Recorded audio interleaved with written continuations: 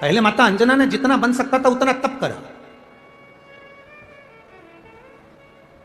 फिर माता अंजना ने जितना बन सकता था उतना उपास करा, उतने व्रत करे,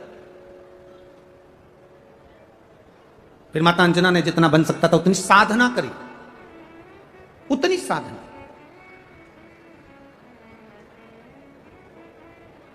फिर माता अंजना ने देख लिया मैंने तप करा, मैंने साधना करी, मैंने आराधना करी, पर देवादिदेव महादेव प्रसन्न नहीं हुए। तब माता अंजना ने सबसे सरल तरीका निकाला।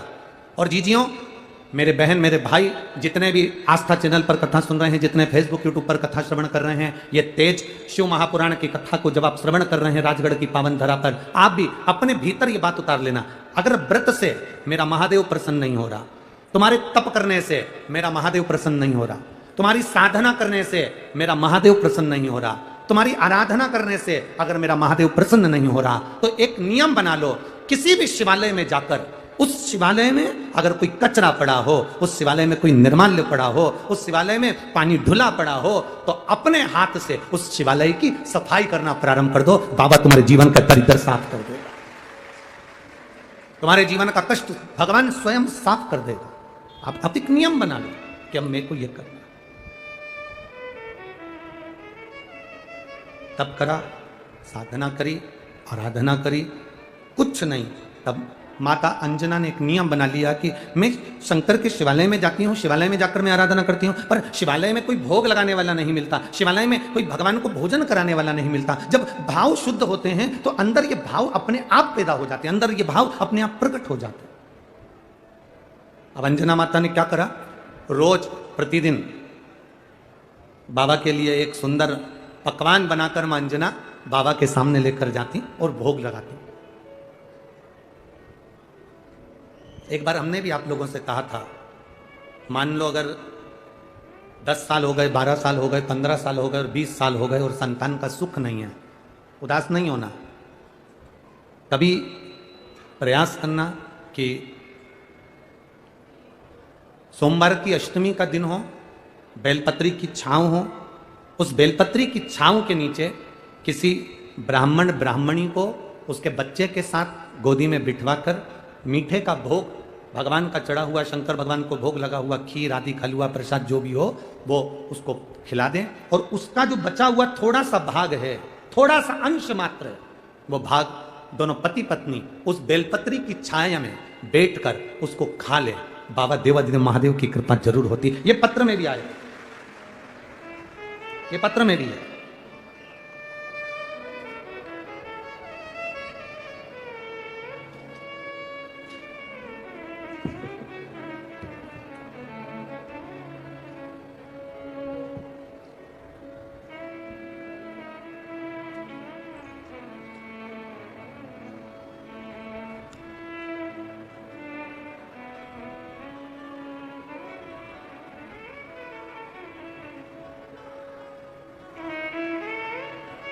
मैं रोली शर्मा, महादेव की बेटी रोली शर्मा, कहीं बैठी हो तो हाथ हिला सकती हैं। मैं रोली शर्मा, कहीं बैठी हो तो हाथ हिला सकती हैं।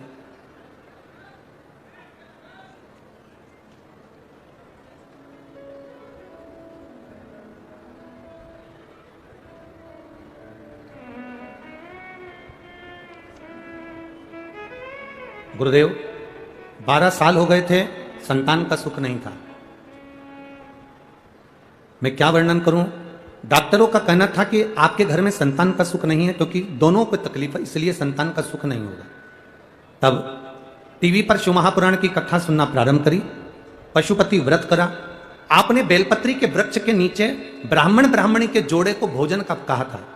बाबा देवादिदेव महादेव की कृपा से वो उपाय किया और बाबा की कृपा से मेरा 3 महीने में गर्भ ठहर गया और 12 साल के बाद मेरे घर में संतान ने जन्म लिया। मैं बाबा को यहाँ प्रणाम करने के लिए। रोली शर्मा, कहीं बैठी हो तो हाथ हिला सकते हैं। दिख गई क्या? कहाँ है? दूसरे पंडाल में है। अच्छा अच्छा, हाथ हिला दो एक बार रोली शर्मा जी।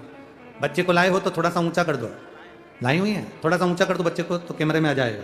मैं रोली शर्मा 12 साल के बाद जब डॉक्टर भी हाथ टेक दिए गुरुदेव, डॉक्टरों ने मना कर दिया, तब मेरे बाबा ने मेरी गोद भरी है और 12 साल के बाद मुझे संतान दी है। ये शिव कृपा, ये उदारता शंकर की। शिव कृपा, उसकी उदारता साधारण नहीं। आपका भजन, आपका विश्वास, आपकी दृढ़ता, ये खाली नहीं जाते। आप आए जरूर हो, ये इतने सारे भगत लोग, कई लोग धूप में बैठे हैं, पंडालों में जगह नहीं है, इसलिए लोग बाहर छाता लगा लगा के रोड पर धूप में, क्योंकि सारे पंडाल यहाँ से लेकर वहाँ तक सब भरे पड़े हुए हैं, तो लोग धूप में रोड पर अपना अपना छाता लगाकर पन्नियाँ बांधकर धूप में बैठे हो। पर इतना विश्वास रखना, तुम भले धूप में बैठे हो पर मेरे बाबा की शरणागति से खाली नहीं जाओगे, वो झोलियां भर कर जरूर भेजोगे, निश्चित। खाली नहीं भेज सकता, उसका भरोसा। मां अंजना ने बस नियम बनाया, देवादिदेव महादेव को भोग लगाना है, शिव भूखे रह जाते हैं, शंकर भगवान को भोग नहीं लगता, मैं नियम बनाती हूं। अंजना देवी ने विचार कर लिया कि मैं शंकर भगवान को भोग लगाऊंगी। अब तुम भी एक नियम बना लो कि मैं शिव जी के मंदिर में एक लोटा जल चढ़ाऊंगी। तुम भी एक नियम बना लो कि मैं शंकर भगवान के मंदिर में एक चावल का दाना शंकर को समर्पित करूंगी। मैं शंकर के मंदिर में जब भी जाऊंगी तो शिवालय के मंदिर में जाकर सफाई करूंगी।